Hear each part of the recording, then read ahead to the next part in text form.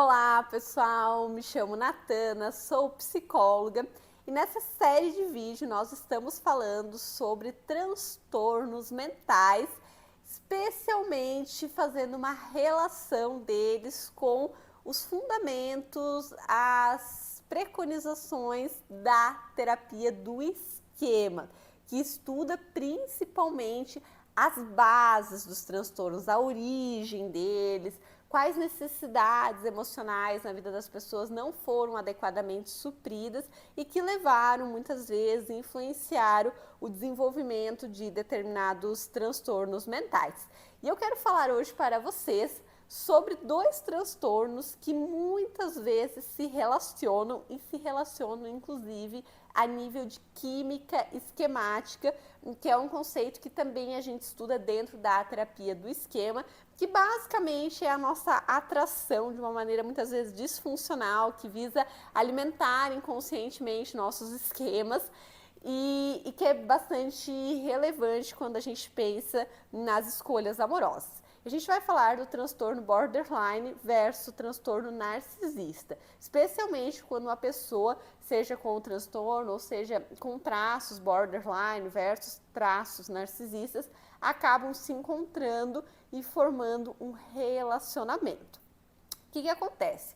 São dois traços ou transtornos, né, em casos mais graves da personalidade, que apresentam uma série de esquemas, geralmente enquanto bases, mas que eu quero falar de dois esquemas de cada um que eu vejo que acabam formando uma homeostase, inclusive potencializando essa química esquemática e uma série de repercussões disfuncionais que acabam trazendo uma série de sofrimentos para ambos os lados. Então, se a gente pensa no borderline, existem duas grandes questões muito comuns nesse transtorno, que é tanto a questão do sentimento de abandono, de vazio muito forte e também um alto grau de impulsividade emocional.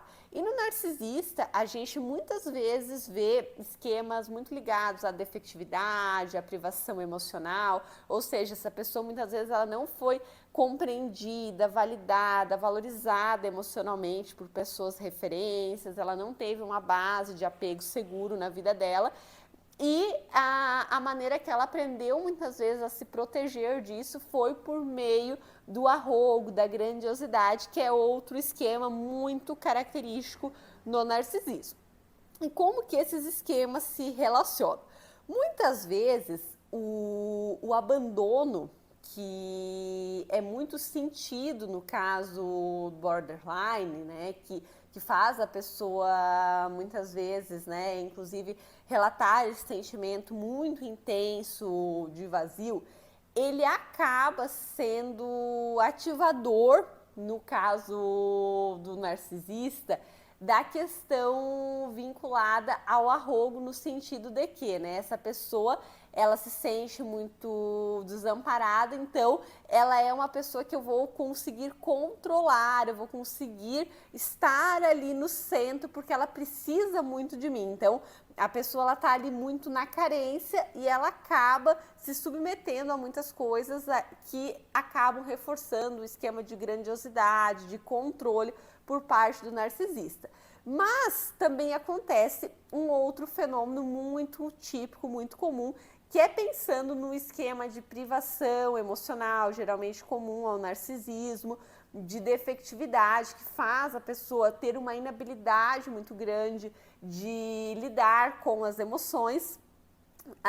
E que quando a gente pensa no borderline, tem muita questão do autocontrole insuficiente e que quando o borderline está no autocontrole insuficiente, ou seja, numa intensidade muito grande emocionalmente falando, numa demanda emocional muito intensa, isso gera toda uma aflição para o narcisista lidar com isso, porque ele já é privado emocionalmente no sentido das próprias emoções, das próprias demandas. Então, para ele lidar adequadamente com a demanda do outro é extremamente difícil, já que não é uma habilidade que ele muitas vezes tem com as próprias emoções. Então, imagina com a demanda muito mais intensa que é comum no borderline. E essa homeostase, ela fica inconscientemente, né? E às vezes, inclusive, de forma não só inconsciente, mas muito nítida ali, muito clara, se alimentando como uma homeostase.